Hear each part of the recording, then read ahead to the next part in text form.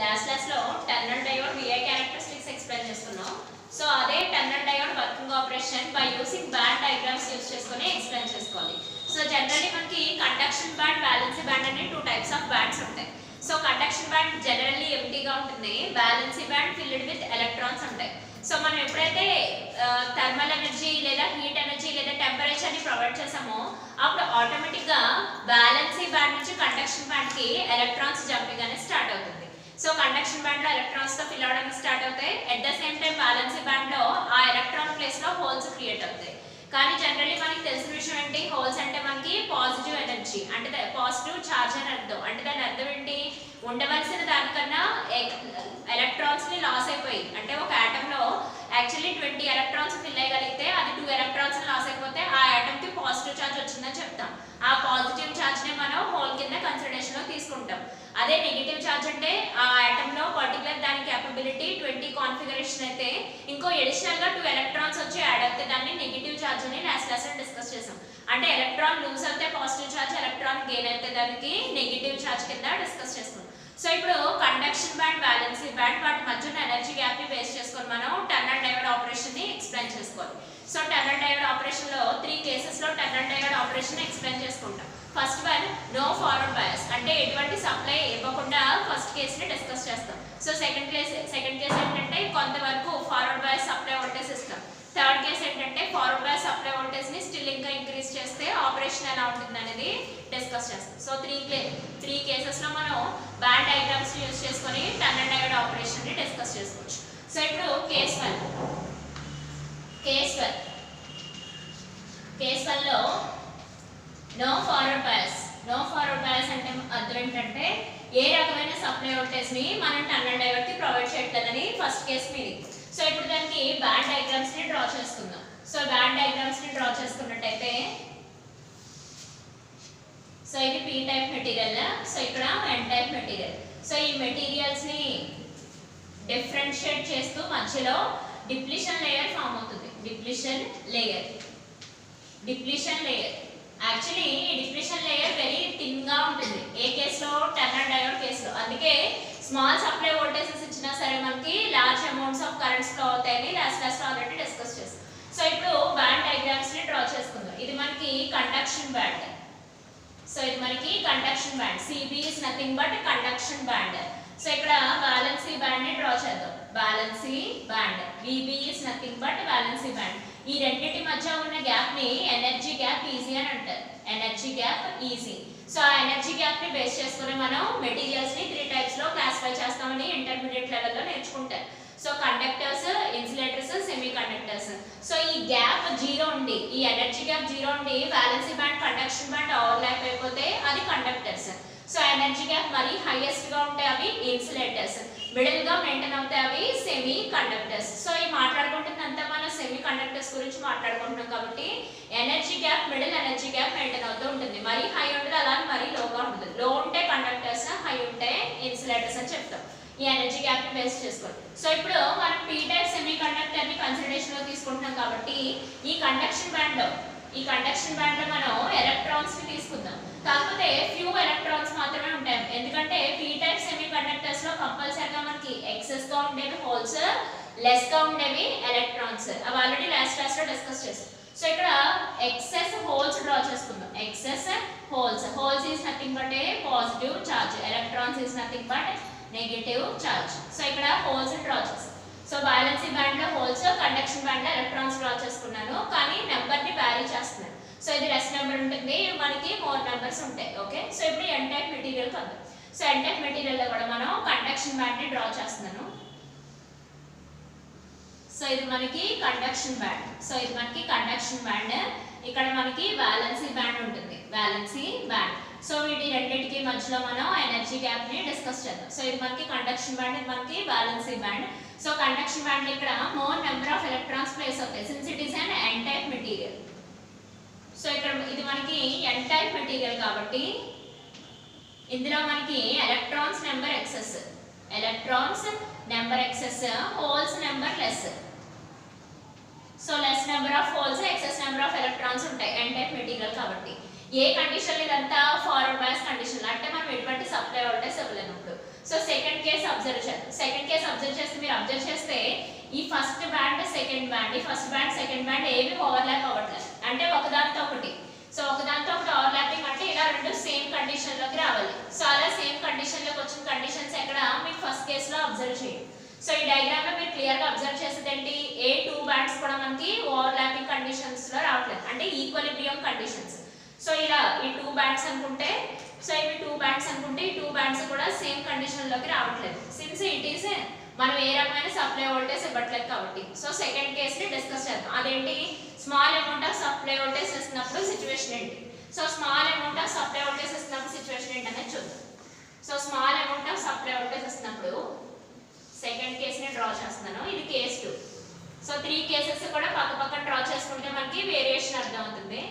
Small forward bias ఇచ్చినప్పుడు, small forward bias ఇచ్చినప్పుడు అంటే సప్లై వోల్టేజ్ ఇవ్వడం స్టార్ట్ చేసాం మనం, అంటే దాని అర్థం ఏంటి, second case small forward bias అంటే సప్లై వోల్టేజ్ ఇవ్వడం స్టార్ట్ చేసాం. ఫస్ట్ కేసులో మనం ఎటువంటి సప్లై వోల్టేజ్ ఇవ్వలేదు, అందుకని ఏ బ్యాండ్స్ కూడా కోయిన్సైడ్ అవ్వట్లేదు. సెకండ్ కేసులో మనం సప్లై వోల్టేజ్ ఇవ్వడం స్టార్ట్ చేసాం, కాకపోతే స్మాల్ అమౌంట్స్ ఇవ్వడం స్టార్ట్ చేసాం. సో అది సెకండ్ కేస్. సో ఈ కేసులో కూడా మనం బ్యాండ్ డయాగ్రామ్స్ ని బ్యాండ్ డయాగ్రామ్ ని డ్రా చేసుకోవాలి. సో ఇది P type material, depletion layer, narrow depletion layer. So P type, N type. So ఎప్పుడైతే మీరు స్మాల్ ఫార్వర్డ్ బయాస్ ఇచ్చారో అప్పుడు ఇది ఒక రకమైన బిహేవియర్ ని చూపిస్తుంది, అదేంటనే డ్రా చేద్దాం. సో ఇది conduction band, conduction band. So less number of electrons తీసుకోవాలి. సో ఎలక్ట్రాన్స్ లెస్ నెంబర్ తీసుకుందాం. Next బ్యాలెన్సీ band, valence band. So ఈ బ్యాలెన్సీ బ్యాండ్ కి కండక్షన్ బ్యాండ్ కి మధ్య ఉండేదే ఎనర్జీ గ్యాప్. సో ఈ ఎనర్జీ గ్యాప్ మనం ఎంత కాదనుకున్నా మిడిల్ గా మెయింటైన్ చేయాలి, ఓవర్లాప్ అవ్వకూడదు, అలానే బాగా ఎక్కువ డిస్టెన్స్ ఉండకూడదు. యాంగిస్ట్రమ్స్ అని ఒక పర్టికులర్ వాల్యూ ఉంటుంది, అంటే 7.5 యాంగిస్ట్రమ్స్ అలా తీసుకుంటాం అనమాట. వాటికన్నా ఎక్సెస్ అయితే అది ఇన్సులేటర్, వాటికన్నా మిడిల్ గా ఉంటే అది సెమీ కండక్టర్. అసలు మొత్తం ఎనర్జీ గ్యాప్ 0 అయిపోతే అవి కండక్టర్స్ అని చెప్తాం, ఎనర్జీ గ్యాప్ ని బేస్ చేస్తాం. సో బ్యాలెన్స్ ఎలక్ట్రాన్స్ లో మనకి హోల్స్ ఎక్సెస్ ఉంటాయి, since it is A P type material కాబట్టి.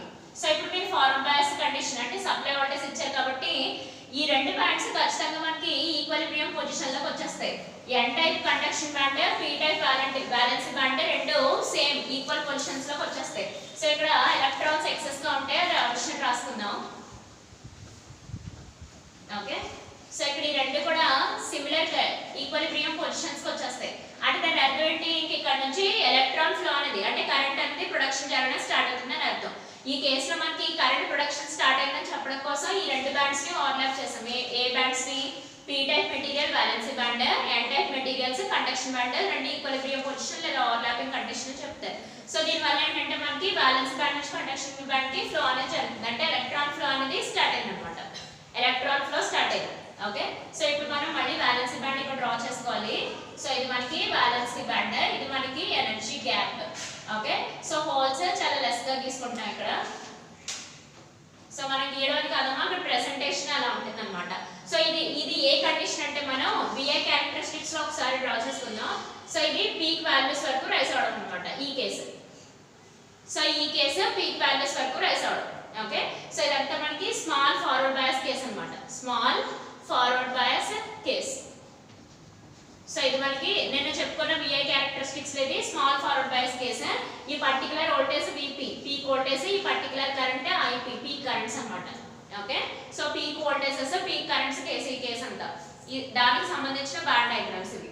సో మరి థర్డ్ కేస్ ని అబ్జర్వ్ చేద్దాం. థర్డ్ కేస్ ఏంటి, స్మాల్ ఫార్వర్డ్ బయాస్ ఇచ్చాం కదా, ఈసారి ఫార్వర్డ్ బయాస్ ఇంక్రీజ్ చేద్దాం. అంటే ఏంటి, లార్జ్ ఫార్వర్డ్ బయాస్ అవుతుంది. లార్జ్ ఫార్వర్డ్ బయాస్ కేసులో ఎలా ఉంటుందో డిస్కస్ చేయాలి. సో ఇది ఒకసారి అబ్జర్వ్ చేస్తే లార్జ్ ఫార్వర్డ్ బయాస్ ని డిస్కస్ చేసుకోవచ్చు. సో ఈ బ్యాండ్ డయాగ్రామ్స్ ని మీరు డ్రా చేసేటప్పుడు కొంచెం జాగ్రత్తగా డ్రా చేసుకోవాలి. డ్రా చేసేటప్పుడు ఈ రెండు ఓవర్లాపింగ్ కేసులో డ్రా చేయకూడదు, ఎందుకంటే ఇక్కడ మనం ఎటువంటి ఫార్వర్డ్ బయాస్ సప్లై వోల్టేజ్ ఇవ్వట్లేదు, కానీ ఇది ఓవర్లాపింగ్ కండిషన్ లోనే డ్రా చేసుకోవాలి. ఎందుకంటే ఇక్కడ మనం సప్లై వోల్టేజ్ ఇస్తున్నాం, పైగా కరెంట్ కూడా ఇంక్రీజ్ అవుతుంది up to peak values, peak voltages, peak currents వరకు అప్ టు పాయింట్ వరకు. సో దాని తర్వాత సిచ్యువేషన్ ఏంటనేది అబ్జర్వ్ చేయాలి.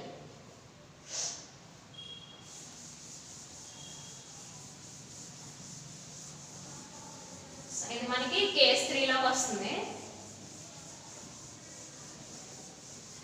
సో ఇది మనం కేస్ 3 లో అబ్జర్వ్ చేయాలి. Case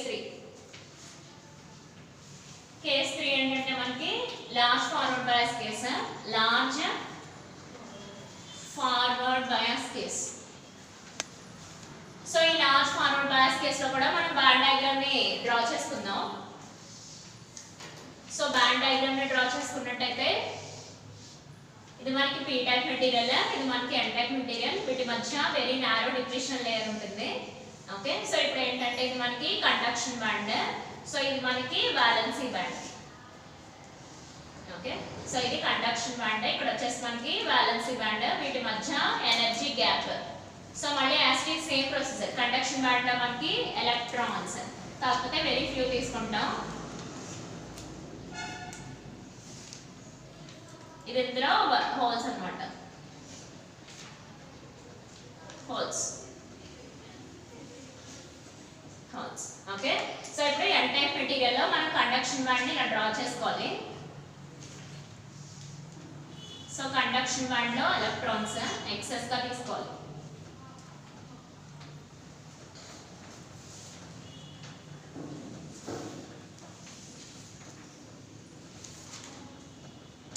so conduction band electrons excess గా తీసుకున్నాం. సో ఇక్కడ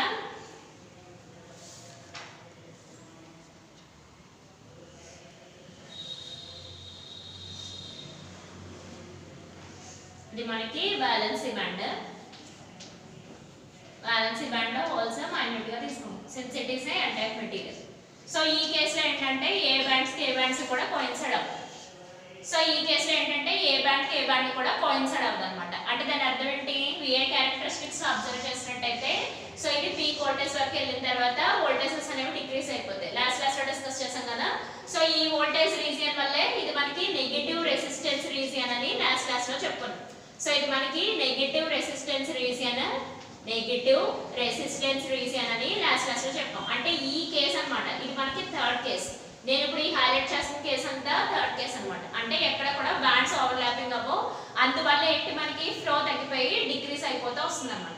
బ్యాండ్స్ ఎక్కడైనా ఓవర్లాప్ అయితే ఈక్వలిబ్రియం పొజిషన్ మెయింటైన్ అయితేనే అక్కడ మనకి ఫ్లో జరుగుతుందని అర్థం. ఈ కేసులో అంటే ఫార్వర్డ్ బయాస్ ఇంక్రీజ్ చేసే కొద్ది బ్యాండ్ ఓవర్లాపింగ్ ఈక్వలిబ్రియం జరగక వోల్టేజ్ వాల్యూస్ అనేవి డిక్రీస్ అయిపోతూ వస్తాయి. So voltage values up to valley voltage వరకు డిక్రీస్ అయిపోతుంది. సో ఇక్కడ ప్రొడక్షన్ అయ్యే కరెంట్ మనకి వ్యాలీ కరెంట్స్ అన్నమాట. ఈ రీజియన్ ని నెగటివ్ రెసిస్టెన్స్ రీజియన్ అని లాస్ట్ చెప్పాం. ఆ నెగటివ్ రెసిస్టెన్స్ రీజియన్ వల్ల యూస్ అంటే యాక్చువల్లీ డయోడ్ అంటే యూజర్ నుంచి సప్లై తీసుకుంటుంది, బట్ కానీ ఆ నెగటివ్ రెసిస్టెన్స్ రీజియన్ యూజర్ కే తిరిగి హెల్ప్ చేస్తుంది, సప్లై ప్రొవైడ్ చేస్తుంది అన్నమాట. అందుకు ఆ నెగటివ్ రెసిస్టెన్స్ రీజియన్ ని ఆసిలేటర్ లో యూస్ చేసుకుంటామని. ఆసిలేటర్స్ మనకి RS latches, flip flops latches అలాంటి వాటికి పల్సెస్ ప్రొవైడ్ చేయడం కోసం యూస్ చేసుకుంటామని లాస్ట్ లో ఆల్రెడీ డిస్కస్ చేసాం. సో ఇదంతా మనకి బ్యాండ్ డయాగ్రామ్స్ ని యూస్ చేసుకొని టర్నల్ డయోడ్ యొక్క ఆపరేషన్ ని ఎక్స్ప్లెయిన్ చేస్తున్నాం. సో ఫస్ట్ కేస్ ఒకసారి మళ్ళీ రీకలెక్ట్ చేసుకున్నట్టయితే ఫస్ట్ కేస్ లో ఏంటంటే బ్యాండ్ ఎటువంటి ఓవర్లాపింగ్ జరగదు, ఎట్ ద సేమ్ టైం మనం ఎటువంటి ఫార్వర్డ్ బయాస్ కూడా సప్లై వోల్టేజ్ కూడా ఇవ్వట్లేదు. సెకండ్ కేస్ లో ఏంటంటే ఈక్వలిబ్రియం పొజిషన్స్ కి వస్తాయి, అందువల్ల మనకి కరెంట్ ఫ్లో అనేది జరుగుతుంది అప్ టు పీక్ పాయింట్స్ వరకు, పీక్ వోల్టేజెస్ పీక్ కరెంట్స్ వరకు జరుగుతుంది. వన్స్ మనం ఇంకా ఫార్వర్డ్ బయాస్ అంటే వోల్టేజ్ సప్లై వోల్టేజ్ ఇంకా ఇంక్రీజ్ చేసే కొద్ది ఇక్కడ ఇంకా ఈక్వలిబ్రియం కండిషన్స్ అనేవి మెయింటైన్ అవ్వకుండా అన్ఈక్వల్ కండిషన్స్ మెయింటైన్ అవుతూ so voltage levels current levels అనేవి డిక్రీస్ అయిపోతాయి up to valley voltages valley currents వరకు. ఆ రీజియన్ ని మనం నెగటివ్ రెసిస్టెన్స్ రీజియన్ అని, ఇది యూజర్ కి సప్లై ని తిరిగి ఇస్తుందని, అందువల్ల వీటిని ఆసిలేటర్ కింద యూజ్ చేసుకోవచ్చు అని లాస్ట్ లో చెప్పుకున్నాం. సో ఇదంతా మనకి టర్నల్ డయోడ్ బ్యాండ్ డయాగ్రామ్ ఆపరేషన్ అన్నమాట. ఆ వ్యాలీ వోల్టేజ్ కి వచ్చిన తర్వాత ఈ బ్యాండ్ ఉంది కదా బ్యాలెన్సింగ్ బ్యాండ్, ఇది ఈ బ్యాలెన్సింగ్ బ్యాండ్ కి కోయిన్సైడ్ అవుతుంది. Next operation once valley voltage కి వచ్చేసిన తర్వాత ఇది ఇక్కడ బ్యాండ్ కోయిన్సిడెన్స్ జరుగుతుంది, దానివల్ల ఏంటి మళ్ళీ కరెంట్ ఫ్లో స్టార్ట్ అవుతుంది.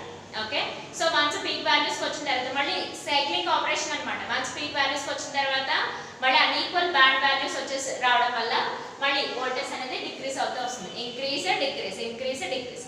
అందువల్లే టర్నల్ డయోడ్ ని మనం ఆసిలేటర్ కింద యూస్ చేసుకుంటాం. ప్లస్ రెండో యూసెస్ ఏంటంటే మనకి దీని పవర్ కన్సంప్షన్ తక్కువ, at the same time switching action బాగుంటుంది. అంటే ఆన్ ఆఫ్ అనే స్విచ్ అంటే ఏంటి మనకి ఆన్ కండిషన్ ఆఫ్ కండిషన్ లో కరెంట్ ఫ్లో, ఆఫ్ కండిషన్ లో కరెంట్ డస్ నాట్ ఫ్లో అని చెప్పుకోండి. సో స్విచ్చింగ్ యాక్షన్ బాగుంటుంది అనమాట. అంటే స్విచ్ ఆన్ చేసిన ఒక 15 minutes కో 20 minutes కో లేదా 2 seconds కో 5 seconds కో కరెంట్ ఫ్లో అయితే దాన్ని స్విచ్చింగ్ యాక్షన్ బెటర్ యాక్షన్ అని చెప్పాం. సో మనం స్విచ్ ఆన్ చేయగానే బల్బ్ బల్బ్ వెలిగే సిచ్యువేషన్స్ అన్నమాట. సో వాటిని బెటర్ స్విచ్చింగ్ యాక్షన్స్ అని అంటారు. అంటే కొంచెం కూడా టైం డిలే లేకుండా మనం సప్లై వోల్టేజ్ ఇచ్చిన వెంటనే కరెంట్ ఫ్లో అనేది స్టార్ట్ అవడం అనమాట. అదే టన్నల్ డయోడ్ కి బెస్ట్. సో టన్నల్ డయోడ్ లో మనకి స్విచ్చింగ్ యాక్షన్ బాగుంటుంది. ఎట్ ద సేమ్ టైం దీన్ని ఆసిలేటర్ కింద యూజ్ చేసుకోవచ్చు. సో డిజిటలైజ్డ్ సర్క్యూట్స్ లో లాజిక్ గేట్స్ లో కూడా వీటిని యూజ్ చేసుకునే అవకాశం ఉంది. సో అందువల్ల టన్నల్ డయోడ్ ని బెస్ట్ అప్లికేషన్ అని చెప్తాం. బట్ కానీ దీనివల్ల ఒక డిసడ్వాంటేజ్ కూడా ఉంది. ఆ డిసడ్వాంటేజ్ ఏంటంటే మీరు ఎప్పుడైనా సరే ఈ డిప్రెషన్ లేయర్ వెరీ నారోగా ఉంటుంది. సో ఇలా డిప్రెషన్ లేయర్ నారోగా ఉన్న ప్రతిదానికి సేఫ్టీ పర్పస్ కొంచెం తక్కువ. అంటే దాని అర్థం ఏంటి, డిప్రెషన్ లేయర్ మీడియం గా మెయింటైన్ అయితే పర్వాలేదు, మరీ ఎక్కువ ఉన్న కొంచెం ప్రాబ్లమే, అలానే మరీ లోగా ఉన్న ప్రాబ్లమే. మీడియం గా మెయింటైన్ అవుతుంది కన్వెన్షనల్ పిఎన్ జంక్షన్ డయోడ్. దానివల్ల ఏంటంటే దీని నుంచి రిస్కీ ఆపరేషన్స్ ఉండవు. యాక్చువల్లీ ఏంటంటే పిఎన్ జంక్షన్ డయోడ్ లో రిస్కీ ఆపరేషన్స్ తక్కువ, కానీ స్విచ్చింగ్ టైం మాత్రం ఎక్కువ. కానీ టన్నల్ డయోడ్ కి వచ్చేటప్పటికి స్విచ్చింగ్ టైం బెటర్, చాలా బాగుంటుంది, బట్ కానీ రిస్కీ ఆపరేషన్. ఎందుకంటే ఈ డిప్రెషన్ లేయర్ విత్ ఇంత నేరోగా ఉండడం వల్ల మనకి ఏంటంటే అప్పుడప్పుడు సర్క్యూట్ నుంచి సంవాట్ ఫైర్ వచ్చే అవకాశం ఉంటుంది అనమాట. ఒక్కొక్కసారి మొత్తం ఎక్విప్మెంట్ అంతా దాని నుంచి ఫైర్ లాంటిది రావడం, లేదంటే ఒకసారి సౌండ్ వచ్చి మొత్తానికి ఆఫ్ అయిపోవడం, అలాంటి కండిషన్స్ అన్ని జరుగుతాయి టన్నల్ డయోడ్. కానీ అవన్నీ rare cases. Actually PN junction diode కి టన్నల్ డయోడ్ కి వేరియేషన్ ఏంటంటే డిప్లీషన్ లేయర్. ఎందుకంటే PN junction diode moderately dope, మరీ హెవీగా డోప్ అవదు, అలాగే మరీ లైట్లీ కూడా డోప్ అవదు, మోడరేట్లీ డోప్ అవుతుంది. కాబట్టి డిప్లీషన్ లేయర్ కూడా మనకి మోడరేట్ గా ఉంటుంది, మరీ హై కాదు మరీ లో కాదు, మోడరేట్ వాల్యూస్ మెయింటైన్ అవుతాయి. దానివల్ల ఏంటంటే స్విచ్చింగ్ యాక్షన్ కొంచెం అటు ఇటుగా ఉన్న సేఫ్టీ ఆపరేషన్ మాత్రం జరుగుతుంది పిఎన్ జంక్షన్ డయోడ్ లో. ఆ టన్నల్ డయోడ్ కి మాత్రం ఇది ఒక్కటే డిసడ్వాంటేజ్, సేఫ్టీ ఆపరేషన్ ని మనం ప్రొవైడ్ చేయలేం. బికాస్ డిప్లీషన్ లేయర్ విడ్త్ చాలా నేరోగా ఉంటుంది కాబట్టి. కానీ అది అన్ని కేసులో కాదమ్మా, అవుట్ ఆఫ్ 100% ఒక 90 కేసెస్ సేఫ్టీ ఆపరేషన్ లాగే డిజైన్ చేస్తాం. ఒక 10% మాత్రం ఎక్సెస్ వోల్టేజ్ లెవెల్స్ వచ్చేసినప్పుడు ఆటోమేటిక్ గానే సర్క్యూట్ ఆపరేషన్ ఆఫ్ అయిపోవడం, లేదనుకుంటే ఆ సర్క్యూట్ నుంచి సమ్వాట్ ఫైర్ అనేది ప్రొడక్షన్ అవడం అనేది జరుగుతుంది. సో ఇదంతా మనకి టన్నల్ డయోడ్ కి సంబంధించిన పెర్ఫార్మెన్స్. సో విఐ క్యారెక్టరిస్టిక్స్ నుంచి చూసాం. At the same time band థియరీని యూస్ చేసి కూడా డిస్కస్ చేసుకున్నాం. సో దీని అడ్వాంటేజ్ ఏంటి మళ్ళీ ఒకసారి కలెక్ట్ చేసుకున్నట్టయితే, లో పవర్ కన్సంప్షన్, తక్కువ పవర్ తీసుకుంటుంది. At the same time switching capability, on off capability better గా ఉంటుంది. అట్ ద సేమ్ టైం మనకి ఆసిలేటర్స్ లో పల్సెస్ ని జనరేట్ చేయడానికి కూడా ఈజీగా ఉంటుంది. ఆ ఫ్లిప్ ఫ్లాప్ లాష్ అని నెక్స్ట్ పేపర్ లో డిస్కస్ చేయాలి. నెక్స్ట్ సెమ్ లో మీకు డిజిటల్ ఎలక్ట్రానిక్స్ అని ఒక పేపర్ ఉంటుంది, దాంట్లో డిస్కస్ చేసుకోవచ్చు. సో ఇక్కడ దీని only one disadvantage, main disadvantage focus పెట్టాల్సింది ఏంటంటే ఆ డిప్రెషన్ లేయర్ విత్ మరీ నేరోగా ఉంటుంది. దానివల్ల ఏంటంటే ఎప్పుడైనా ఇన్ కేస్ 10% ఛాన్సెస్ ఉంటాయి. ఇన్ కేస్ మన supply voltage high supply voltages ఇచ్చేస్తే అది సర్క్యూట్ నుంచి సడన్ గా ట్రిప్ అయిపోవడం కానీ, లేదు అనుకుంటే సర్క్యూట్ నుంచి ఫైర్ వచ్చే అవకాశం ఓన్లీ 10% మాత్రమే ఉంటుంది. ఓకే, సో ఇది మనకి చాలా హెవీలీ డోప్ అన్నమాట. ఎంత హెవీలీ, చాలా అంటే 1000 టైమ్స్ హెవీగా డోప్ చేస్తాం. అందువల్ల డిప్రెషన్ లేయర్ విత్ మరీ నేరోగా ఉంటుంది. అందువల్లే మనకి కరెంట్ ఫ్లో కూడా చాలా బెటర్ గా ఉంటుంది అన్నమాట. అందుకే వెరీ ఫాస్ట్ గా ఇంక్రీస్ అవడం, మళ్ళీ వెరీ ఫాస్ట్ గా డిక్రీస్ అవడం, ఇంక్రీస్ డిక్రీస్ అలా జరుగుతుంది అన్నమాట. సో ఇంక్రీస్ అయితే అది పీక్ వోల్టేజ్, డిక్రీస్ అయితే అది మనకి వ్యాలీ వోల్టేజెస్ లేదా వ్యాలీ కరెంట్స్ అని చెప్పుకుంటాం. ఓకే, సో నెక్స్ట్ వచ్చేసి మనం బైపోలార్ జంక్షన్ ట్రాన్సిస్టర్ గురించి చెప్పుకోవాలి. బైపోలార్ జంక్షన్ ట్రాన్సిస్టర్ అన్న రెండు ఒకటే. సో ఈ ట్రాన్సిస్టర్స్ ఏంటంటే పిఎన్ జంక్షన్ డయోడ్స్ కి అడ్వాన్స్డ్ వర్షన్స్ అన్నమాట. సో ఈ పిఎన్ జంక్షన్ డయోడ్స్ ని యూజ్ చేసుకొని వాటిని 3 లేయర్స్ కింద ఫ్యాబ్రికేషన్ చేసి వాటిని 2 జంక్షన్స్ కింద ఫామ్ చేస్తే దాన్ని బైపోలార్ జంక్షన్ ట్రాన్సిస్టర్ అని చెప్తారు. సో అది డిస్కస్ చేద్దాం. So bipolar junction transistor once transistor find out చేసిన తర్వాత, ట్రాన్సిస్టర్ మనకి డైలీ లైఫ్ లో చాలా ఎక్సెస్ గా యూస్ అవుతుంది. ఈవెన్ మన మొబైల్ ఫోన్స్ లో, ల్యాప్టాప్ కంప్యూటర్స్, ఈవెన్ మన ప్రతి డిజిటలైజ్డ్ వరల్డ్ లో ట్రాన్సిస్టర్ లేకుండా ఎక్కడ వర్కౌట్ అవుతుంది. అందుకని ట్రాన్సిస్టర్ అంటే ఏంటి, ట్రాన్సిస్టర్ ని ఎలా ఎన్ని పార్ట్స్ ఉంటాయి, వాటిలో క్యారెక్టరిస్టిక్స్ ఏంటి, వాటి ఆపరేషన్స్ ఏంటి, వాటికి సంబంధించిన ఈక్వేషన్స్ ఏంటి అనేది ఇక్కడ డిస్కస్ చేసుకోవాలి. సో వీటితో ఏంటంటే మనకి బేసిక్ ఎలక్ట్రానిక్స్ అనే చాప్టర్ కంప్లీట్ అయిపోతుంది. నెక్స్ట్ డిజిటల్ ఎలక్ట్రానిక్స్ చూస్తారు. సో ఈ ట్రాన్సిస్టర్ అన్ని మనకి గ్రూప్ చేస్తేనే లాజిక్ గేట్స్ ఫామ్ అవుతాయి అన్నమాట. సో ట్రాన్సిస్టర్స్ డయోడ్స్ కాంబినేషన్ మనకి logic gates. So logic gates ప్రతిదీ ఒక్కొక్క లాజిక్ మీద బేస్ చేసుకొని వర్క్ చేస్తుంది. సో ఎప్పుడైతే లాజిక్ గేట్స్ డెవలప్ చేసుకుంటూ వచ్చామో అప్పుడు ఆటోమేటిక్ గా మనకి వరల్డ్ అంతా డిజిటలైజ్డ్ అయిపోతూ వచ్చింది. Even ICs, integrated chips. So ఆ ఐసీ ఇంటిగ్రేటెడ్ చిప్స్ అన్ని బేస్డ్ ఆన్ లాజిక్ గేట్స్ అనే చెప్పుకుంటాం. ఓకే,